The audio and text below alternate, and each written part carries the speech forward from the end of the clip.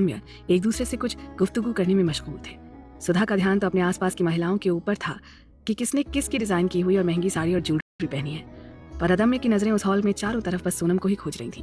पर फिलहाल सोनम अपने साहिब की बाहों के मजबूत और सुरक्षित घेरे में थी। ये कैसे जाने देंगे आप हमें? कुछ ही देर में अपनी भाभी की मेहंदी लगनी शुरू हो जाएगी और हमें उनकी मेहंदी लगते हुए देखना है, सोनम ने मासूमियत से कहा और अमित के चेहरे पर अपनी नजरें ठहरा दी। और अमित ने भी बिना देर किए हुए उन खूबसूरत पलकों को चूम लिया। आपको पता है आज आप कितनी खूबसूरत लग रही हैं। मेरा तो बिल्कुल दिल नहीं कर रहा है कि आपको अपने पास से कहीं और जाने दूं। पता नहीं आपको छोड़कर और आपके बिना मैं कैसे रहूंगा। अमित मनी मन सोचकर परेशान होने लगा था एक पल को, फिर खुद को संभालते हुए बोला कि आपको किसी की नजर ना लगे, इसलिए आपको नजर का टीका लगाना है। सोनम अमित की बात समझते ही अपनी जगह पर ही सिमटने लगी थी। अमित के हाथ धीरे धीरे उसके चेहरे की ओर बढ़ने लगे और उसके चेहरे को अपनी गिरफ्त में लेकर उसने कहा, मैं कितना भी खुद को रोकूं पर आपको प्यार किए बिना मेरा दिल मानता ही नहीं है। आप मेरे दिल का चैन है और मेरी बेताब रातों का आराम है, और मैं अपने आराम में किसी को भी खलल नहीं डालने दे सकता हूँ। आपने बताया नहीं कि हम कैसे लग रहे हैं? सोनम ने अमित के गुस्से के बढ़ने से पहले ही बात बदल दी थी। आपको अब भी जानना है? अमित ने मुस्कुराते हुए उसकी आंखों में झांकते हुए कहा, आपको देखते ही मैं तो अपने होश ही खो बैठा, और आपको अब भी ये समझ में नहीं आ रहा है कि आपने एक कैप्टन डॉक्टर को अपनी झुकी हुई पलकों और मासूम से चेहरे का दीवाना बनाकर रखा हुआ है। ऐसे तो आप हमें हमेशा ही देखते हैं, सोनम ने लरसते हुए कहा। यह कसूर भी आप ही का है। अब जब आप मुझे हर बार और हमेशा ही और भी ज्यादा खूबसूरत लगती हैं तो फिर मैं क्या करूं?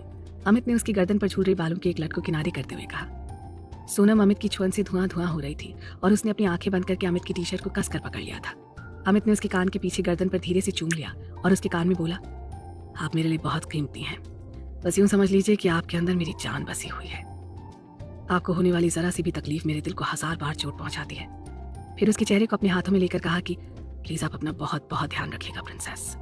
अमित की आंखों में नमी उतर आई थी इतना कहते कहते। हम वादा करते हैं आपसे साहिब, हम अपना बहुत ध्यान रखेंगे, पर आप यूं अपना मन मत खराब कीजिए, हमें बिल्कुल भी अच्छा नहीं लगता है। सोनम ने उसकी आंखों की नमी को अपने हाथों से साफ करते हुए कहा। अमित ने उसकी हथेली को चूमते हुए कहा, क्या करूं प्रिंसेस, आपके प्यार की दीवानगी कुछ ऐसी छाई हुई है कि मैं अपने आप में रह ही नहीं पाता हूँ और आपको हर्ट करने की गुस्ताखी कर बैठता हूँ। अमित ने सोनम को अपने गले से लगा लिया। तेरे बिना जीना है ऐसे, दिल धड़का ही ना हो जैसे। हम जाएं? सोनम ने अमित की तरफ देखते हुए पूछा। जाइए, पर मेरी नजरों के सामने ही रहिए, वरना मेरी सांसें रुकने लगेंगी। अमित ने हौले से मुस्कुराकर कहा। सोनम उसकी बातों को सुनकर मुस्कुराते हुए वहां से चली गई।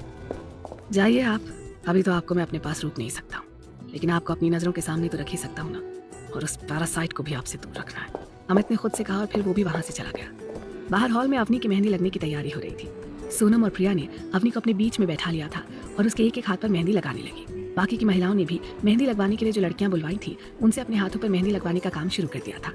अंजलि और रश्मि भी बहुत चाव से अपनी अपनी हथेलियों पर सौरभ और रवि के नाम की मेहंदी लगवाने लगी थी। मयंक अमित और पुलकित के साथ बैठा हुआ बातें कर ही रहा था कि पूनम जी वहाँ एक मेहंदी लगाने वाली लड़की को लेकर आ गई और बहुत प्यार से बोली कि मयंक, तुम भी अपने हाथ पर शगुन की मेहंदी लगवा लो। अरे माँ, ये सब जरूरी है क्या? मयंक ने थोड़ा सा मुंह सिकोड़ते हुए कहा। पुलकित और अमित उसे बहुत ध्यान से देख रहे थे और फिर अचानक से उनकी नजरें आपस में उलझ गईं। दोनों ने अपनी आंखों को उचकाकर एक दूसरे से इशारों इशारों में कहा कि ध्यान से देख ले बेटा, बहुत जल्दी तेरा भी नंबर आने वाला है। मैं तो कब से तैयार बैठा हूँ इसके लिए। अमित और पुलकित दोनों के मुंह से कमोबेश एक साथ ही ये लाइन निकल गई और मयंक के साथ साथ पूनम जी भी चौंक कर उन दोनों की तरफ देखने लगी। आप लोग कंटिन्यू रखिए, हाँ हम दोनों तो बस यूं ही, पुलकित ने बात संभालते हुए कहा। बेटा थोड़ा सा शगुन के लिए, पूनम जी मयंक को समझाते हुए बोली, पर मयंक अभी तैयार नहीं हो रहा था। वो पूनम जी के सामने तो कुछ नहीं कह सकता था, तो बस इसीलिए वो उनकी बात को सुना अनसुना कर रहा था। लगवा लीजिए मयंक, आखिर एक शगुन से अगर आपके और अवनी की आने वाली सारी जिंदगी प्यार और खुशियों से भर जाएगी तो एक छोटे से मेहंदी के बूटे को लगवाने में कोई हर्ज नहीं है। अमित ने मयंक के कंधे पर हाथ रखकर उसे समझाते हुए कहा। पता नहीं क्यों पर मयंक मान गया और उस मेहंदी लगाने वाली लड़की से कहा कि बस एक छोटा सा ही बूटा लगाना। ठीक है भैया, लड़की ने मुस्कुराते हुए कहा और अपने काम में लग गई। पूनम ने हैरानी से पहले मयंक की तरफ देखा और फिर कृतज्ञता वाली नजरों से अमित की तरफ देखते हुए वहां से चली गई और एक खाली पड़े सिंगल सोफे पर बैठकर सोचने लगी कि क्या सच में मैं अपने परिवार से दूर होती जा रही हूँ? जो मयंक मेरे बिना कुछ कहने को तैयार नहीं होता था, जो मेरी कही हुई बात को कभी काटता नहीं था, आज उसके लिए मेरी बात का कोई मतलब नहीं रह गया। क्या मैंने सच में खुद को उससे दूर कर लिया है? पूनम अपने ख्यालों में खोई हुई थी कि सुधा उसके पास बैठते हुए बोली कि आय हाय जिज्जी, जे तुम जहाँ अकेले अकेले बैठकर क्या सोच रही हो? देखो तो सही हमारी मेहंदी कितनी सुंदर लगी है। सुधा ने अपनी मेहंदी से भरी हथेलियों को पूनम जी के सामने करते हुए कहा। पूनम एक फीकी सी हंसी हंसते हुए बोली कि हाँ भाभी, बहुत अच्छी लग रही है। अरे तो तुम जहाँ काय के लाए बैठी हुई हो अकेले, चलो हमारे संग, हम तुम्हें भी मेहंदी लगवा दे। सुधा ने पूनम को अपने साथ चलने का इशारा करते हुए कहा। नहीं सुधा, मेरा मन नहीं है, तुम जाओ और देखो कि कहीं कोई कमी तो नहीं है ना आज की इस रस्म में। पूनम का दिल बैठा जा रहा था, जो कुछ उसके अंदर चल रहा था उसके बारे में सोच सोच कर। बींदड़ी छोरे की शादी में जो उसकी माँ की हथेली सुनी रहेगी तो फिर सगुन पूरा कटे हुआ स्व। पूनम ने आंखें उठाकर देखा तो सामने दादी खड़ी थी और वो भी हौले हौले मुस्कुराते हुए। दादी जी मेरा मन नहीं है। पूनम जी क्या बताती, जबकि सच तो ये था कि दादी को कुछ बताने की जरूरत ही नहीं थी। बेटे और बेटी की खुशी से बढ़कर एक माँ के वास्ते दुनिया की दूजी कोई भी नियामत कोनी। और फिर थारे ते दोनों बच्चे घणे संस्कारी और समझदार से था इस तरिया दुखी से यो बात ते मारे पल्ले कोनी पड़े। बेटा अगर घर का कुल दीपक से तो फिर बिटिया ते घर की रोशनी से, घर की लक्ष्मी से, थारे बड़े से घर के आंगन की चिड़िया से जो अपनी चहचहाट से थारा पूरा घर खुशियों से भर देती से।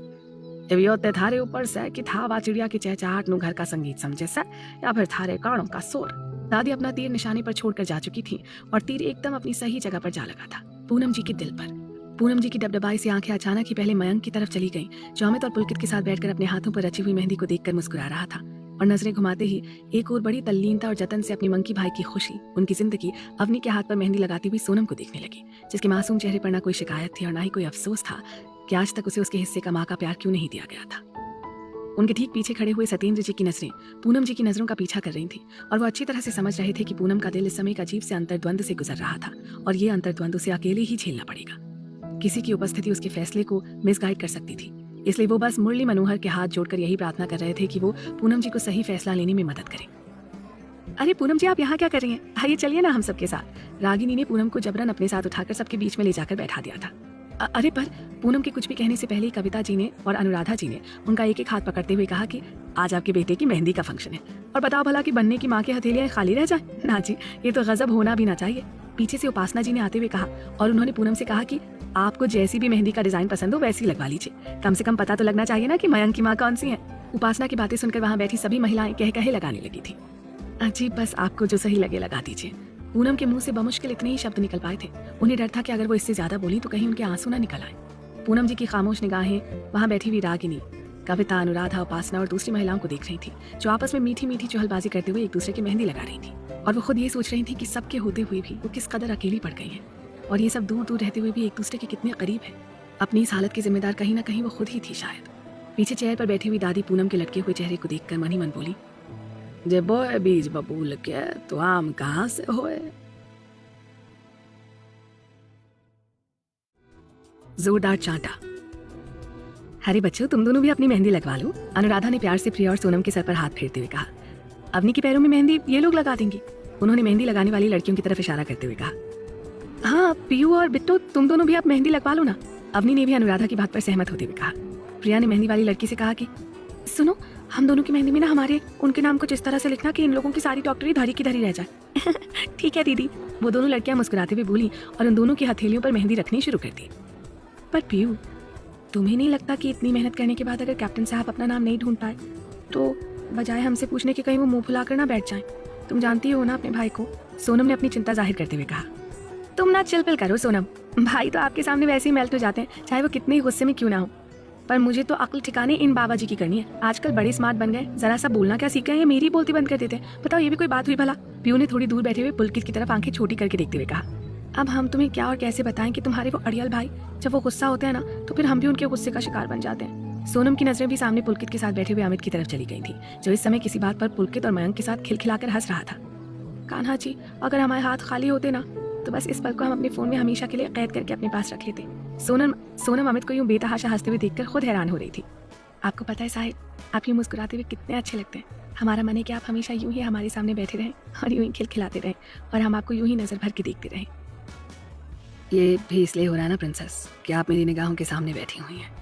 आपका मेरे आसपास होना ही मेरे चेहरे की मुस्कुराहट को 100 गुना बढ़ा देता है। अमित ने भी अपनी जान की तरफ प्यार से देखते हुए उसके मन की उलझन का जवाब देते हुए कहा। वैसे भी अगर मैं आपके सामने होता हूँ तो आप मुझे एक नज़र देखती तक नहीं है, नज़र भर कर कैसे देख सकेंगे? आपको जी भर के देखने के लिए हमें आपके चेहरे की तरफ देखने की ज़रूरत नहीं है साहिब। हम अपनी आंखें बंद कर लेंगे और बंद आंखों में भी आपका चेहरा हमें साफ दिखाई देगा। सोनम अब भी अपने मन की बात झुकी हुई पलकों के साथ ही अमित के मन को बता रही थी। तो ये चीटिंग है जान। मैं आपको एक झलक देखने के लिए भी इतने जतन करूं और आप बस बंद आंखों में भी मुझे देख सकती हैं। Not fair Mrs Raghuvanshi. Amit ने सच में मुंह बना लिया था। उसके बने हुए मुंह को देखकर सोनम मुस्कुरा उठी थी, पर जल्दी उसके चेहरे की मुस्कुराहट एक अनजानी से डर और घबराहट में बदल गई थी। सामने की तरफ से आता हुआ अदम्य उसे ही बड़ी अजीब तरह से घूर रहा था और उसके चेहरे की कुटिल मुस्कान देखकर सोनम को उसके इरादे कुछ ठीक नहीं लग रहे थे। कहाँ छुप जाती हैं आप? कल यूं एक झलक दिखलाकर आपने तो मुझे तरसा ही दिया अपने दीदार के लिए। सोनम को कुछ भी समझ नहीं आ रहा था कि वो क्या कहे। जिन सब बातों से वो बचना चाहती थी वो उसके सामने मुंह बाएं खड़ी थी। उसका कुछ भी कहना अमित के गुस्से को बढ़ाने के लिए आग में घी का काम करेगा। सोनम तो बस चुप बैठी हुई थी, ये सोचकर कि जवाब न मिलने पर वो दुष्ट खुद ही वहां से चला जाएगा। पर वो चेहरा एक नंबर का बदमाश, वो तो वहीं उससे थोड़ी ही दूर पर आसन जमा कर बैठ गया। मुझे नहीं पता था कि तुम मेरे बिना बताए भी अपनी हथेली पर मेरे नाम की मेहंदी लगवाओगी। वैसे देखो तो कितना जच रहा है मेरा नाम तुम्हारे हाथ पर। वो ढिठाई से हंसते हुए बोला। सोनम ने गुस्से से कहा कि आपको आपकी गलतफहमी मुबारक हो, लेकिन हमने अपनी हथेली पर आपके नाम तो नहीं लिखवाया। आई गजब, वैसे तुम हंसते हुए से ज्यादा खूबसूरत गुस्से में लगती हो स्वीट हार्ट। अदम ने उसकी तरफ आंख विंक करते हुए मक्कारी से बोला। आपकी प्रॉब्लम क्या है? क्यों जबरदस्ती बिन बुलाए फूफा बन के घुसे चले जा रहे हो? हाँ। सोनम के चुप रहने पर प्रिया खुद को रोक नहीं पाई थी। हे ब्यूटीफुल, वैसे अदमी की नजरें तुम पर भी हैं, सो डोंट फील सैड कि मैं तुम्हें नोटिस नहीं कर रहा हूँ। पर फिलहाल मेरा मन तो इनके खूबसूरत बालों में कहीं अटक गया है। वो बेशर्मी से बत्तीसी निकाल रहा था। तो कहो तो हेल्प करते हैं तुम्हारी। अदमी ने पीछे से आ रही आवाज की तरफ मुड़कर देखा तो सामने मयंक खड़ा था और वो भी गुस्से से लाल। अब भाई तो तुम यहाँ? अदमी जैसे आसमान से सीधे जमीन पर आकर गिरा था। अब मैं तो बस यूं ही। अदमी ने वहां से टरकना चाहा था, पर मयंक की नजरों से उसकी छोटी की आंखों की बेबसी और नमी छिप नहीं पाई थी। क्या आप मेरे भाई को मेरे साथ बात करने के लिए जरा बाहर तक लेकर आएंगे? मयंक ने अपने साथ खड़े हुए व्यक्ति से कहा। अरे आप क्यों तकलीफ करें, मैं खुद ही चला जाऊंगा।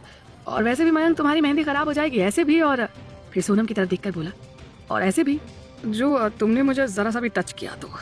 अदमी ने उसके कान में धीरे से कहा और फिर सामने खड़ा होकर कुटिल हंसी हंसने लगा। तभी मयंक ने साथ में खड़े हुए लड़के की तरफ तिरछी नजरों से देखा और वो अदम्य की गर्दन को कसकर दबोचते हुए उसे अपने साथ बाहर गार्डन की तरफ ले गया। बाहर इस समय अंधेरा हो गया था और एक और किनारे की तरफ लगे हुए लैंप पोस्ट की धुंधली सी रोशनी में अदम्य अब अपने सामने खड़े मयंक और अमित को देख रहा था कि ये दोनों मुझे यहाँ क्यों लेकर आए हैं।